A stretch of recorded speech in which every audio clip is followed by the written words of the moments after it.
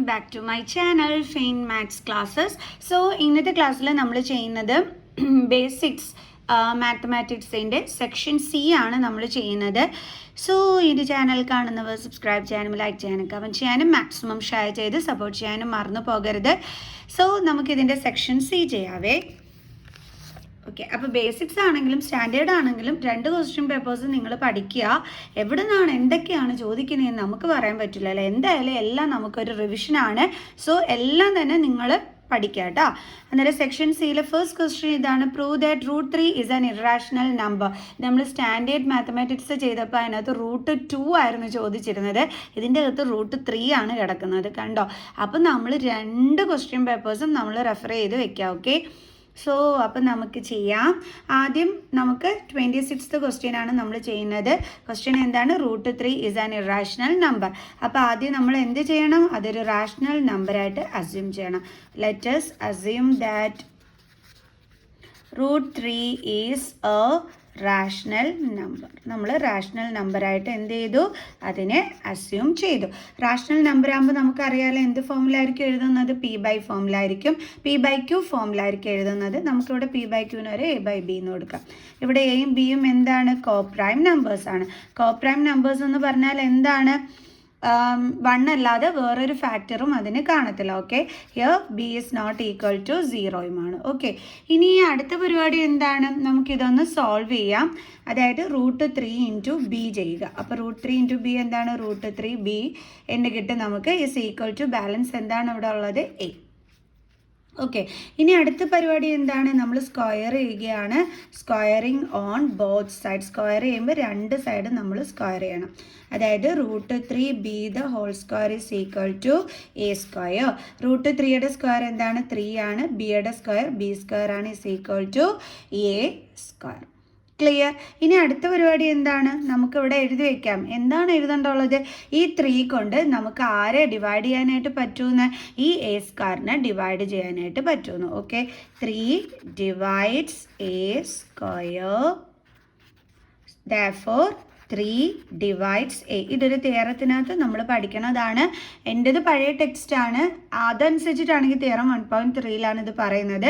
A സ്ക്വയറിനെ 3 കൊണ്ട് divide ചെയ്യാൻ പറ്റുമെങ്കിൽ എനെയും 3 കൊണ്ട് ഡിവൈഡ് ചെയ്യാനായിട്ട് പറ്റും. അതായത് ഇപ്പോൾ 3b square is equal to A square അല്ലേ. അപ്പോൾ നമ്മളിതേ B square is equal to A square. 3നെ ഇങ്ങോട്ട് ട്രാൻസ്പോസ് ചെയ്യുമ്പോൾ ഡിവൈഡഡ് ബൈ 3 അല്ലേ. അതായത് ഈ ഒരു നമ്പറിനെ നമുക്ക് 3 കൊണ്ട് ഡിവൈഡ് ചെയ്യാൻ പറ്റുമെന്നാണ് കേട്ടോ. അപ്പം അതേപോലെ തന്നെ A സ്ക്വയറിനെ നമുക്ക് 3 കൊണ്ട് ഡിവൈഡ് ചെയ്യാൻ പറ്റുമെന്നുണ്ടെങ്കിൽ എനെയും നമുക്ക് 3 കൊണ്ട് ഡിവൈഡ് ചെയ്യാൻ പറ്റും. അപ്പോൾ നമുക്ക് ഇതേപോലെ കിട്ടി. ഇനി അടുത്ത സ്റ്റെപ്പിൽ എന്താ ചെയ്യേണ്ടത്? നമ്മളിപ്പോൾ പറഞ്ഞില്ലേ എനെ നമുക്ക് എന്തുകൊണ്ട് ഡിവൈഡ് ചെയ്യാൻ പറ്റുമെന്ന്? 3 കൊണ്ട്. അങ്ങനെ നമ്മൾ ഡിവൈഡ് ചെയ്യുമ്പോൾ നമുക്ക് തീർച്ചയായിട്ടും ഒരു ആൻസർ കിട്ടുമല്ലേ. ആ ആൻസറിനെ നമുക്ക് C കൊണ്ട് റെപ്രസെൻറ്റ് ചെയ്യാം. ഓക്കെ, അപ്പോൾ നമുക്ക് A/3 ഈസ് ഈക്വൽ ടു എന്തെന്ന് വരും? C എന്ന് വരും. ഓക്കെ, അപ്പോൾ ഇത് സോൾവ് ചെയ്യുമ്പോൾ നമുക്ക് എന്ത് കിട്ടും? A is equal to 3C എന്ന് നമുക്ക് കിട്ടും. ഇവിടെ C എന്ന് പറയുന്നത് എന്താണ്? ഒരു പോസിറ്റീവ് ഇൻറ്റീജറാണ്. Where C is any positive integer. ഇനി നമുക്ക് എന്ത് ചെയ്യാം? ഇത് രണ്ടും കൂടി സ്ക്വയർ ചെയ്യാം. Squaring on both sides. അപ്പോൾ സ്ക്വയർ ചെയ്യുമ്പോഴത്തേക്ക് A square is equal to 3C the whole square. That is A square is equal to 3യുടെ സ്ക്വയർ എന്താണ്? 9. Cൻ്റെ സ്ക്വയർ എന്താണ്? C square. ഓക്കെ, ഇനി നമ്മൾ എന്ത് ചെയ്യുമെന്ന് പറഞ്ഞു കഴിഞ്ഞാൽ ഇത് സബ്സ്റ്റിറ്റ്യൂട്ട് ചെയ്യും. Substitute value of A square. ഇതിന് നമ്മൾ ഇക്വേഷൻ 1 ആയിട്ടാണ് എടുക്കുന്നത്. ഓക്കെ, അപ്പോൾ ഇതിലോട്ടാണ് നമ്മൾ സബ്സ്റ്റിറ്റ്യൂട്ട് ചെയ്ത് കൊടുക്കുന്നത്. In equation 1. ഇക്വേഷൻ 1 എന്താണ്? 3b square is equal to A square. 3b square is equal to A square. That is 3b square is equal to, അവിടെ എന്താ? A സ്ക്വയറിൻ്റെ പ്ലേസിൽ എന്ത് കൊടുക്കും? 9C square. That is B square is equal to 9C square. ഇതിനെ ഇങ്ങോട്ട് transpose ചെയ്യുമ്പോൾ divided by 3 cut ചെയ്യുമ്പോൾ നമുക്ക് B square is equal to എന്തെന്ന് കിട്ടും? 3C square. ഓക്കെ, ഇതിൻ്റെ അർത്ഥം എന്താണ്? നമുക്ക് ഈ 3നെ ഇങ്ങോട്ട് ട്രാൻസ്പോസ് ചെയ്യുകയാണെങ്കിൽ B സ്ക്വയറിനെ 3 കൊണ്ട് ഡിവൈഡ് ചെയ്യാൻ പറ്റുമെന്നല്ലേ. അപ്പോൾ നമുക്ക് എഴുതാം, ഇതിനെ നമുക്ക് ഇക്വേഷൻ 2 ആയിട്ട് എടുക്കാം. എന്നിട്ട് എന്താ എഴുതാം അവിടെ? 3 divides B square. therefore 3 divides B. B സ്ക്വയറിനെ 3 കൊണ്ട് ഡിവൈഡ് ചെയ്യാൻ പറ്റുമെന്നുണ്ടെങ്കിൽ ബിനെയും 3 കൊണ്ട് ഡിവൈഡ് ചെയ്യാൻ പറ്റും. ഇതിൻ്റെ അർത്ഥം എന്താണ്? ബിയുടെ ഫാക്ടറാണ് 3. അതേപോലെ തന്നെ ഇതിൻ്റെ മീനിങ് എന്താണ്? എയുടെ ഫാക്ടറാണ് 3. അതായത് എയുടെ ഫാക്ടറിലും 3 ഉണ്ട്, ബിയുടെ ഫാക്ടറിലും 3 ഉണ്ടെന്നാണ് മീനിങ്. എന്ന് വെച്ചാൽ അതിൻ്റെ അർത്ഥം എന്താണ്? എയും ബിയും കോപ്രൈം ആണോ? അല്ല. കോപ്രൈം എന്ന് വെച്ച് കഴിഞ്ഞാൽ 1 മാത്രമേ ഫാക്ടറായിട്ട് വരത്തുള്ളൂ. പക്ഷേ ഇവിടെ നമ്മളിപ്പോൾ സോൾവ് ചെയ്തപ്പോൾ നമുക്ക് കിട്ടിയത് 3യും കൂടി ഫാക്ടറായിട്ട് ഉണ്ട് എന്നാണ് കിട്ടിയത്. അപ്പോൾ ഇവർ കോപ്രൈം ആണോ? അല്ല. കോപ്രൈം അല്ലെങ്കിൽ അതിൻ്റെ അർത്ഥം എന്താണ്? നമ്മൾ √3 റാഷണൽ നമ്പറാണ് എന്ന് അസ്യൂം ചെയ്തത് പൊട്ട തെറ്റാണെന്നാണ് അർത്ഥം. ഓക്കെ, അതിൻ്റെ അർത്ഥം എന്താണ്? ഇവർ റാഷണൽ അല്ല എന്ന് വെച്ചാൽ എന്താണ്? ഇതൊരു ഇറാഷണൽ നമ്പറാണ് അല്ലേ? ഓക്കെ, അപ്പോൾ നമുക്ക് എഴുതാം. അപ്പോൾ നമുക്ക് ഇവിടം വരെയാണ് എഴുതിയത്. ഇതിൻ്റെ ബാലൻസ് നമുക്ക് എങ്ങനെ എഴുതാം? നമുക്ക് എഴുതാം from equation 1 and 2. From equation 1 and 2 എന്താണ് നമുക്ക് മനസ്സിലാക്കാൻ പറ്റിയത്? 2 is the common factor of A and B. 2 is the common factor of A and B. അതിൻ്റെ അർത്ഥം എന്താണ്? This contradict the fact that. ഇത് എന്തിനെതിരാണ്? കോൺട്രഡിക്ട് മീൻസ് എതിരാണ്. Contradict the fact that A and B are coprime numbers. Okay, അതിൻ്റെ അർത്ഥം എന്താണ്? Our assumption wrong ആണെന്നാണ്. therefore our assumption is wrong. അതിൻ്റെ അർത്ഥം എന്താണ്? So √3 is an irrational number. Okay, an irrational number. അപ്പോൾ ഇത്രയേ ഉള്ളൂ സംഭവം. അപ്പോൾ എല്ലാവർക്കും മനസ്സിലായല്ലോ ഇത് എങ്ങനെയാണ് ചെയ്യേണ്ടത് എന്നുള്ളത്. അപ്പോൾ ഒരു ഈസി ക്വസ്റ്റ്യൻ ആണ്. സോ നമുക്ക് അടുത്ത ക്വസ്റ്റ്യൻ എന്താണെന്നുള്ളത് നോക്കാം. അടുത്ത ക്വസ്റ്റ്യൻ ഇതാണ്. Find the zeros of the quadratic polynomial 4s² - 4s + 1 and verify the relationship between the zeros and the coefficients. അതായത് നമ്മൾ ഈ 4s² - 4s + 1ൻ്റെ സീറോസ് കണ്ടുപിടിക്കുകയും വേണം, സീറോസും കോഫിഷ്യൻസും തമ്മിലുള്ള റിലേഷൻഷിപ്പ് വെരിഫൈ ചെയ്യുകയും വേണം. അപ്പോൾ നമുക്ക് ചെയ്യാം. അപ്പം നമ്മുടെ ക്വസ്റ്റ്യൻ 4s² - 4s + 1. ഓക്കെ, ഇതിൻ്റെ എന്ത് കണ്ടുപിടിക്കാനാണ് പറഞ്ഞിരിക്കുന്നത്? സീറോസ് കണ്ടുപിടിക്കാൻ പറഞ്ഞിട്ടുണ്ട്. അപ്പോൾ സീറോസ് ഓഫ് ദി പോളിനോമിയൽ എങ്ങനെയാണ് നമ്മൾ കണ്ടുപിടിക്കേണ്ടത്? Splitting the middle term method വഴി. അതായത് ഇവിടെ 1 ആണുള്ളത്. അപ്പോൾ ആ 1ഉം നമ്മുടെ ഫസ്റ്റ് കിടക്കുന്ന നമ്പറിൻ്റെ കോഫിഷ്യൻ്റ്, അതായത് ഈ വേരിയബിളിൻ്റെ കോഫിഷ്യൻറ്റും തമ്മിൽ മൾട്ടിപ്ലൈ ചെയ്യണം. 1 × 4 എത്രയാണ്? 4. ഓക്കെ, അപ്പോൾ നമുക്ക് ഇനി വേണ്ടുള്ളത് രണ്ട് നമ്പേഴ്സ് തമ്മിൽ മൾട്ടിപ്ലൈ ചെയ്യുമ്പോൾ, അതായത് ആ നമ്പേഴ്സിൻ്റെ പ്രോഡക്റ്റ് നമുക്ക് 4 ആയിരിക്കണം. അതേ നമ്പേഴ്സ് തമ്മിൽ നമുക്ക് സം ചെയ്യുമ്പോൾ എന്തും കിട്ടണം? നടുക്ക് കിടക്കുന്ന -4ഉം കിട്ടണം. കണ്ടോ, രണ്ട് നമ്പേഴ്സ് തമ്മിൽ ഇൻറ്റു ചെയ്യുമ്പോൾ 4 കിട്ടണം, അതേ നമ്പർ തമ്മിൽ ആഡ് ചെയ്യുമ്പോൾ എന്തും കിട്ടണം? -4ഉം കിട്ടണം. ഇതാണ് നമ്മളിവിടെ ചെയ്യേണ്ടുള്ളത്. സോ ഏതൊക്കെ നമ്പേഴ്സാണത്? നമുക്കറിയാം 2 2s are എത്രയാണ്? 4 ആണ്. പക്ഷെ നമുക്ക് +4 കിട്ടിയിരിക്കുന്നത് അല്ലേ? ഓക്കെ, അത് കറക്റ്റാണ്. ഇനി നമുക്ക് സം ചെയ്യുമ്പോഴാണ് എന്ത് വരേണ്ടത്? -4. നമുക്ക് നോക്കാം. 2 + 2 = എന്താണ്? 4 ആണ് അല്ലേ? 2 × 2 ചെയ്തപ്പോൾ 4. അതേ നമ്പർ തമ്മിൽ ആഡ് ചെയ്തപ്പോഴും നമുക്ക് 4 തന്നെ കിട്ടി. പക്ഷെ നമുക്ക് വേണ്ടത് എന്താണ്? -4 ആണ്. അപ്പോൾ പിന്നെ നമ്മൾ എന്താ ചെയ്യുക? എന്ത് ചെയ്താൽ മതി? രണ്ടിനും നെഗറ്റീവ് സൈൻ ഇട്ട് കൊടുത്താൽ മതി. അപ്പോൾ നമുക്ക് നമ്പേഴ്സ് തമ്മിൽ ആഡ് ചെയ്യുകയും ചെയ്യാൻ പറ്റും, അതേപോലെ തന്നെ ആൻസറിൻ്റെ കൂടെ നെഗറ്റീവ് സൈനും കിട്ടും. ഓക്കെ, അപ്പം സെയിം നമ്പറാണ് നമ്മൾ എടുക്കേണ്ടതെന്ന് പറഞ്ഞിട്ടുണ്ട്. അതായത് എന്താണ് ഈ ആഡ് ചെയ്യുന്ന നമ്പേഴ്സ് ഇപ്പോൾ നമ്മളെടുത്ത് -2 ആണെന്നുണ്ടെങ്കിൽ നമ്മൾ പ്രോഡക്റ്റ് എടുക്കേണ്ടുള്ളത് -2ഉം -2ഉം തന്നെ വേണം. ഓക്കെ, അങ്ങനെയാണെങ്കിൽ മിസ് ഇവിടെ മൈനസ് സൈൻ ഇട്ട് കൊടുത്ത് നോക്കിക്കേ. 2 × 2 4, -× +4. കറക്റ്റ് ആയില്ലേ? സോ അപ്പോൾ നമ്മുടെ നമ്പർ ഏതാണ്? -2ഉം -2. അപ്പോൾ ഈ നടുക്ക് കിടക്കുന്ന നമ്പറിൻ്റെ കൂടെ എന്തുണ്ട്? എസ് ഉണ്ട്. ഓക്കെ, അപ്പോൾ നമുക്കിവിടെ എസ് ഇട്ട് കൊടുക്കാം. കണ്ടോ, അപ്പോൾ എല്ലാം ശരിയായില്ലേ? അപ്പോൾ നമ്മളിനി എന്താ ചെയ്യേണ്ടുള്ളത്? നമുക്ക് ഈ -4s കിടക്കുന്നിടത്ത് നമ്മൾ എന്തിട്ട് വയ്ക്കണം? -2sഉം -2sഉം ആണ് നമ്മളിനി എടുത്ത് എഴുതേണ്ടുള്ളത്. അതായത് ഇതിനെ റീപ്ലേസ് ചെയ്തിട്ട് നമുക്കിപ്പോൾ കിട്ടിയ ഇത് വേണം കൊടുക്കാൻ. അപ്പം ആദ്യം കിടക്കുന്ന 4s² അതേപോലെ എഴുതുക. പിന്നെന്താ എഴുതേണ്ടുള്ളത്? -2s. പിന്നെ എന്താ കിട്ടിയത്? -2s + 1. ഓക്കെ, ഇനി അടുത്ത് എന്താ ചെയ്യേണ്ടുള്ളത്? കോമൺ ഫാക്ടേഴ്സ് എടുക്കണം അല്ലേ. 4s² എന്ന് പറയുമ്പോൾ അതിൻ്റെ ഫാക്ടേഴ്സ് എന്തൊക്കെ വരും? 2 × 2 ഫാക്ടേഴ്സ് 2 × അപ്പോൾ ഇതിൽ കോമൺ എടുക്കാൻ ഒരു 2 ഉണ്ട്, പിന്നെ ഒരു എസ്സും ഉണ്ട്. അപ്പോൾ നമുക്ക് കോമൺ എടുക്കാനായിട്ട് എന്തൊക്കെയാണ് ഉള്ളത്? ഇവിടെ 2s, പിന്നെ ഇവിടെ കോമൺ അല്ലാത്തത് 4s² ആരൊക്കെയാണ് ഉള്ളത്? 2s അല്ലേ, അത് നമ്മൾ ഇട്ടു. ഇവിടുത്തെ മൈനസ് സൈൻ ഇട്ടു. ഇവിടെ കോമൺ അല്ലാത്തത് എന്ന് പറയുമ്പോൾ ഏതെങ്കിലും നമ്പർ ഉണ്ടോ? ഇല്ല. ആരും ഇല്ലെങ്കിൽ എന്തുണ്ടെന്ന് അർത്ഥം? 1. ഓക്കെ, അടുത്തതും ഇതേപോലെ തന്നെ നമ്മൾ ഈ രണ്ട് നമ്പേഴ്സിൻ്റെ ഫാക്ടേഴ്സ് എടുത്ത് എഴുതണം. പക്ഷേ നമ്മൾ നേരത്തെ സൈൻ ഇട്ട് വെക്കുന്നത് നമുക്ക് ലാസ്റ്റ് ഇടാം, അല്ലെങ്കിൽ സൈന് വെച്ചിട്ട് തെറ്റിപ്പോവും. 2s ഫാക്ടേഴ്സ് എന്തൊക്കെയാണ്? 2 × s. 1 ഫാക്ടേഴ്സ് എന്തൊക്കെയാണ്? 1 × 1. അപ്പോൾ ഇവിടെ കോമൺ ഫാക്ടർ എന്ന് പറയുമ്പം ഇതിൻ്റെ കൂടെ നമുക്ക് 1 എഴുതാമല്ലോ, എല്ലാത്തിനും ഫാക്ടേഴ്സ് 1 ഉണ്ട് അല്ലേ. സോ അപ്പോൾ കോമൺ ഫാക്ടർ എന്താ വരുന്നത്? 1. ഓക്കെ, ഇനി ബ്രാക്കറ്റിൽ കോമൺ അല്ലാത്തത് ഇവിടെ 2s എന്തൊക്കെയാണ് ബാലൻസ് ഉള്ളത്? 2s ഉണ്ട്, സൈൻ ഇപ്പോൾ ഇടണ്ട. പിന്നെ ഇവിടെ ബാലൻസ് എന്തുണ്ട്? 1 ഉണ്ട്. ഓക്കെ, ഇനി നമ്മൾ സൈൻ എങ്ങനെയാണ് കറക്റ്റ് ചെയ്ത് ഇടുന്നതെന്ന് വെച്ച് കഴിഞ്ഞാൽ ഈ ബ്രാക്കറ്റിൽ നോക്കി അതേ സൈൻ തന്നെ ഇവിടെ ഇട്ട് കൊടുത്താൽ മതി. കാരണം ഒരിക്കലും ഈ രണ്ട് ബ്രാക്കറ്റിലും രണ്ട് രീതിയിൽ വരില്ല, ഒരേ സെയിം ഇതേ വരുള്ളൂ. അതുകൊണ്ടാണ് ഇതിൽ നോക്കി ഇതിൽ നമുക്ക് സൈൻ കറക്റ്റ് ചെയ്ത് ഇടാമെന്ന് പറഞ്ഞത്. പിന്നെ ഇവിടുത്തെ സൈൻ എങ്ങനെ ഇടും?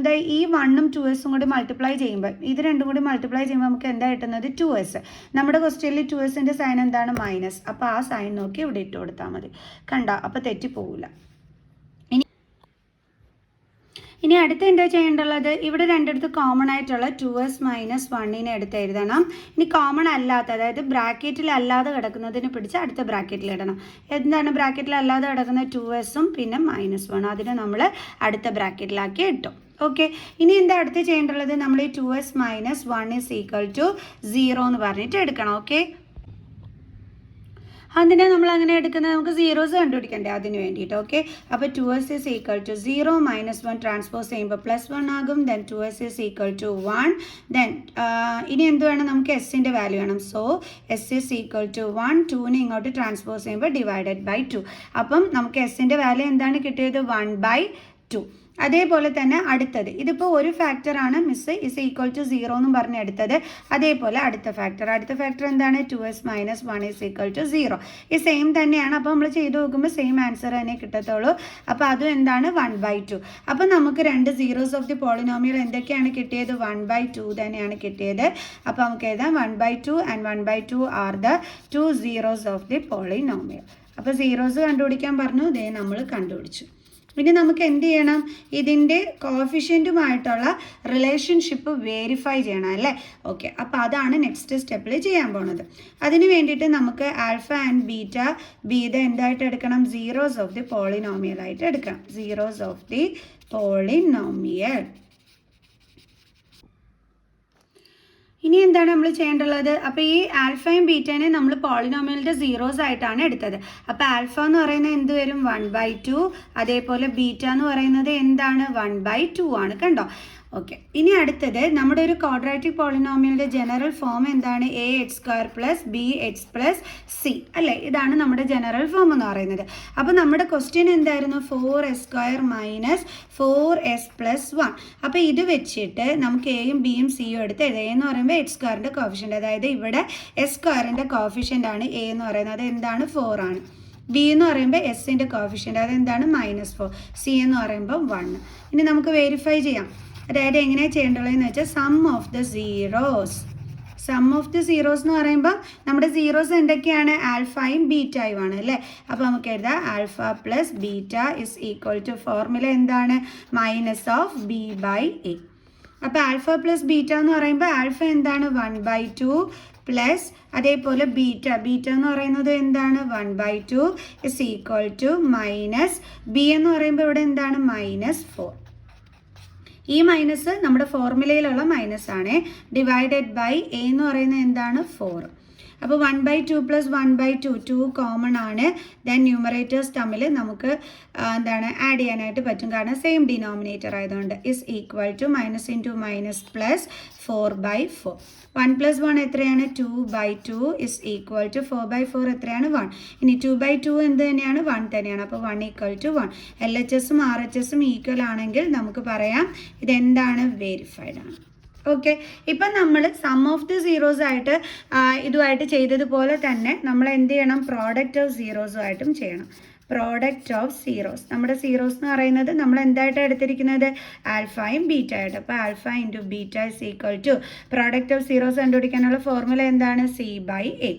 ആൽഫ എന്ന് പറഞ്ഞാൽ 1/2 ആണ്, ബീറ്റയും 1/2 ആണ്. C = C വേണം.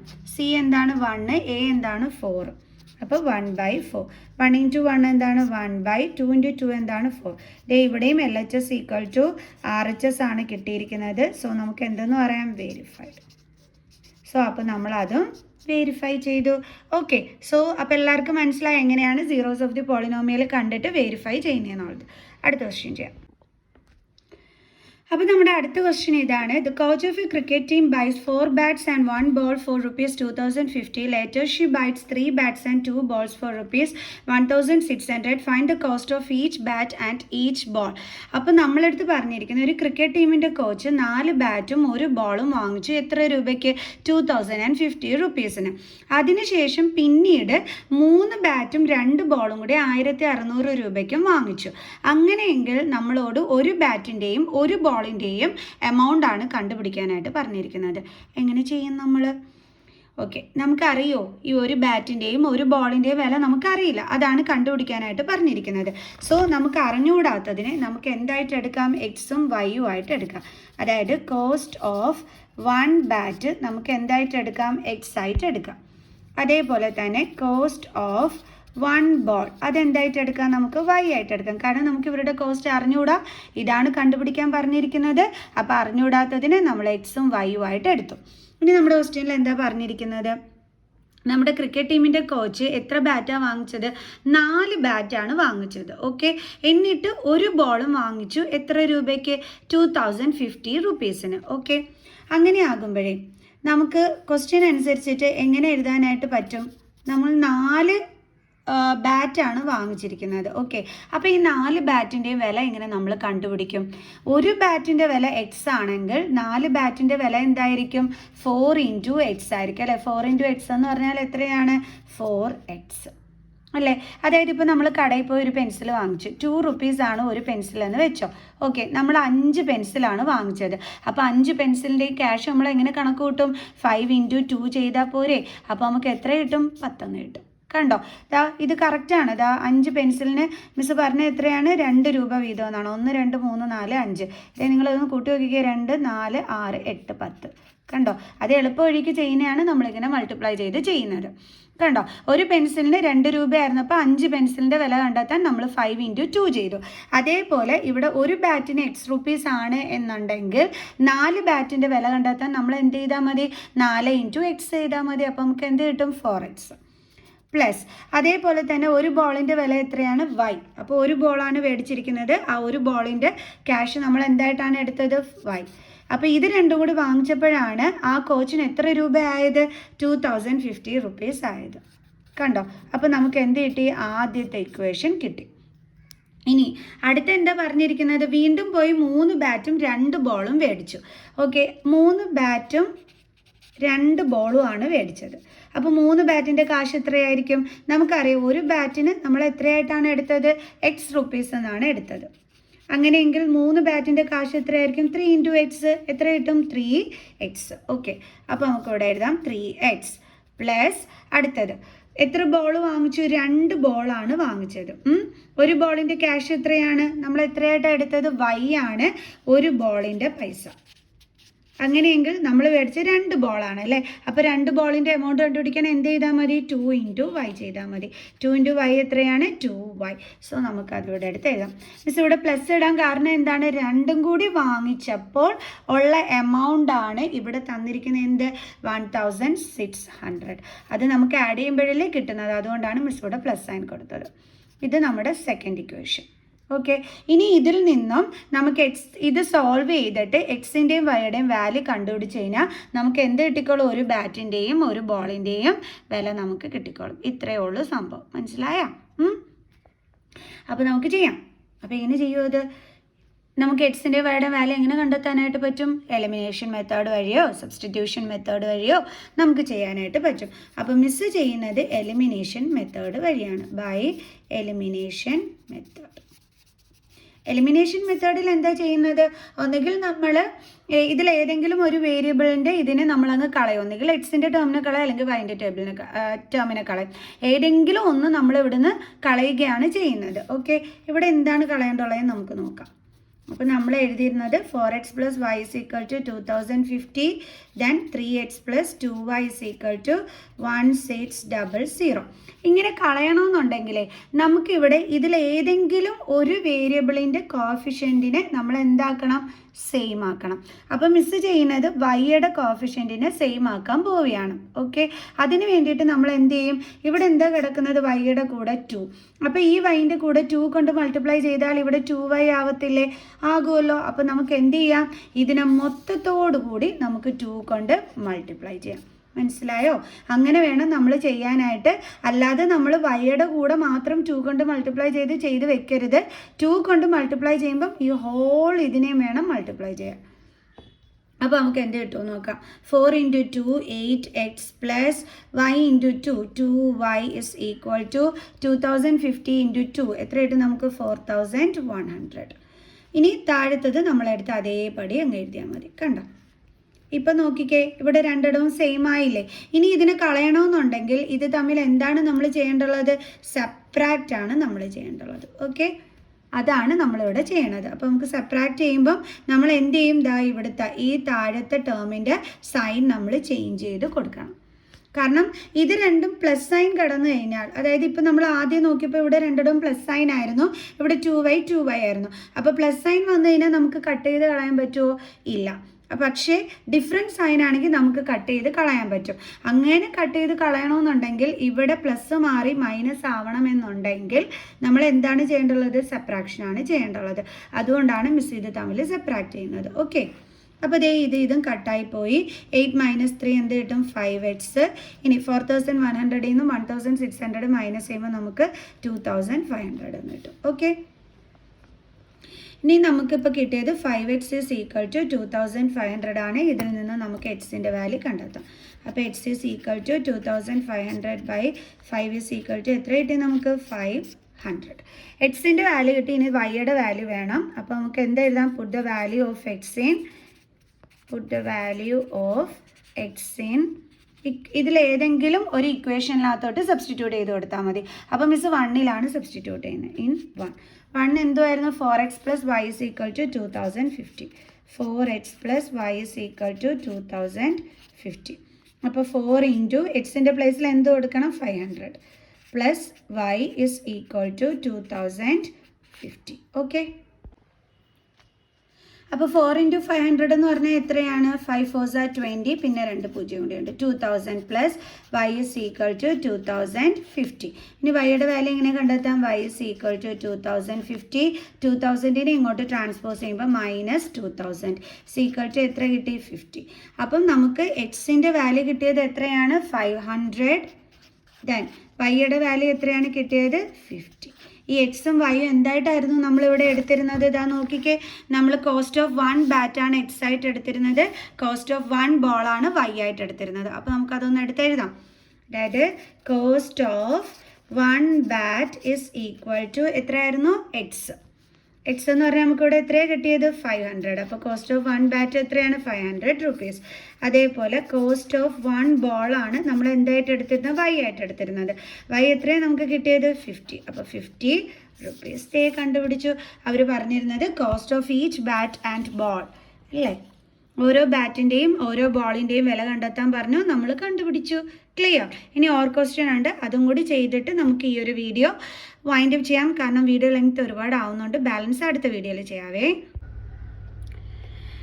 അപ്പോൾ നമ്മുടെ ഓർ ക്വസ്റ്റ്യൻ ഇതാണ്. A lending library has a fixed charge for the first 3 days and an additional charge for each day there after.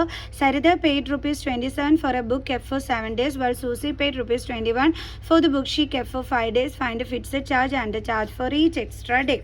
അതായത് ഒരു ലൈബ്രറിയിൽ നിന്ന് ബുക്ക് എടുക്കുകയാണെന്നുണ്ടെങ്കിൽ 3 ദിവസത്തേക്ക് അവരൊരു ഫിക്സഡ് ചാർജ് വെച്ചിട്ടുണ്ട്. അത് കഴിഞ്ഞിട്ടുള്ള ദിവസങ്ങളിലേക്ക് നമ്മൾ എന്ത് കൊടുക്കണം? ഫൈൻ കൊടുക്കണം.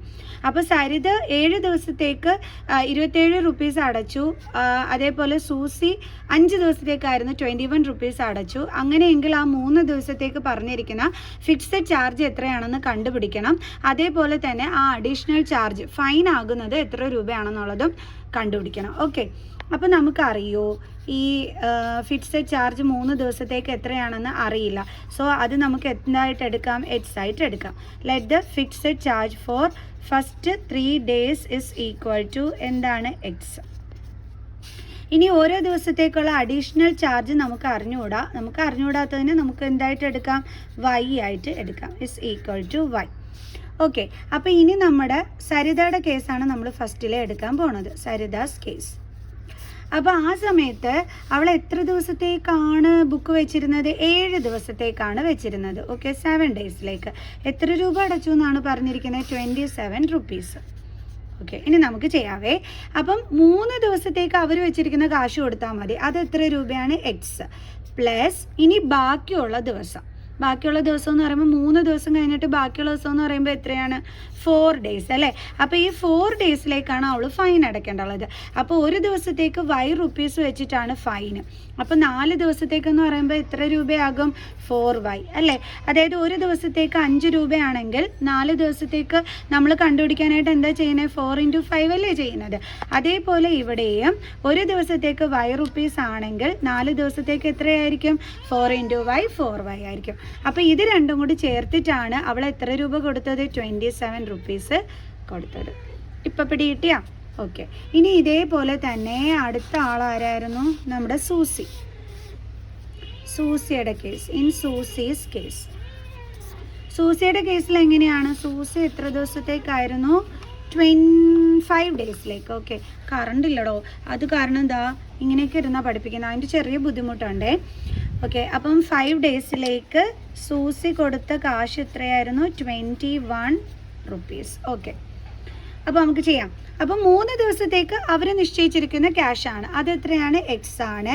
പ്ലസ് അപ്പോൾ 3 ദിവസം കഴിഞ്ഞേ പിന്നെ 2 ദിവസവും കൂടിയാണ് അവൾ കയ്യിൽ വെച്ചിരുന്നത്. ഓക്കെ, അപ്പോൾ ആ 2 ദിവസത്തേക്കാണ് അവൾ എന്ത് കൊടുക്കേണ്ടത്? ഫൈൻ കൊടുക്കേണ്ടത്. അപ്പോൾ ഒരു ദിവസത്തേക്ക് ₹5 ആണെങ്കിൽ 2 daysലേക്ക് എത്രയായിരിക്കും? 2y ആയിരിക്കും.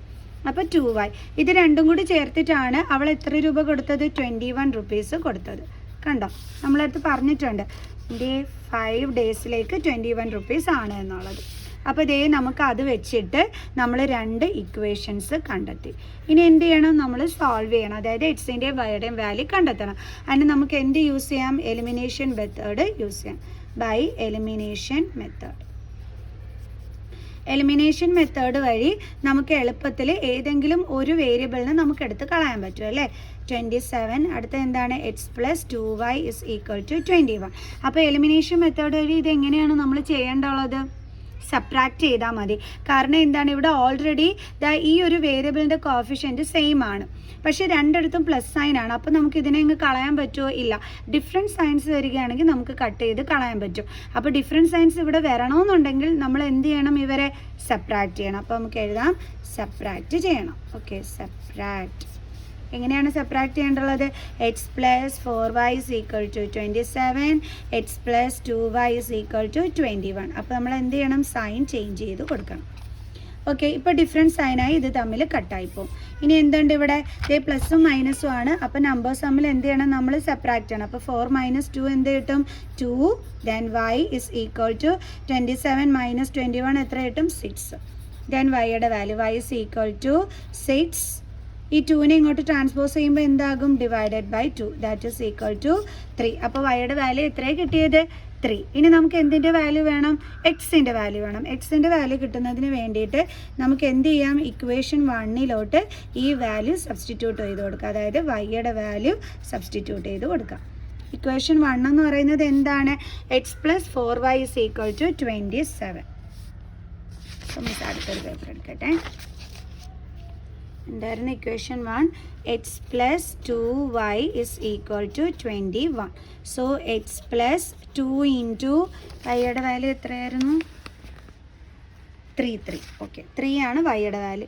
Into 3 is equal to 21. Okay, then X plus 2 into 3 6 is equal to 21. Then X is equal to 21 plus 6നെ ഇപ്പുറം കൊണ്ടുവരുമ്പോൾ എന്താകും? -6. 21 - 6 എത്രയാണ് നമുക്ക് കിട്ടുന്നത്? 15 അല്ലേ? അപ്പോൾ എക്സിൻ്റെ വാല്യൂ എത്രയാണ് കിട്ടിയത്? എക്സ് ആണ് കിട്ടിയത്. അപ്പോൾ നമ്മളടുത്ത് ഫിക്സഡ് ചാർജ് കണ്ടുപിടിക്കാൻ പറഞ്ഞിട്ടുണ്ട് ആ 3 ഡേയ്സിലേക്കുള്ള അല്ലേ. അപ്പോൾ നമുക്ക് എഴുതാം therefore fixed charge for 3 days is equal to 3 ഡേയ്സിലേക്കുള്ള ഫിക്സഡ് ചാർജ് എന്താണ്? എക്സ് ആണ്.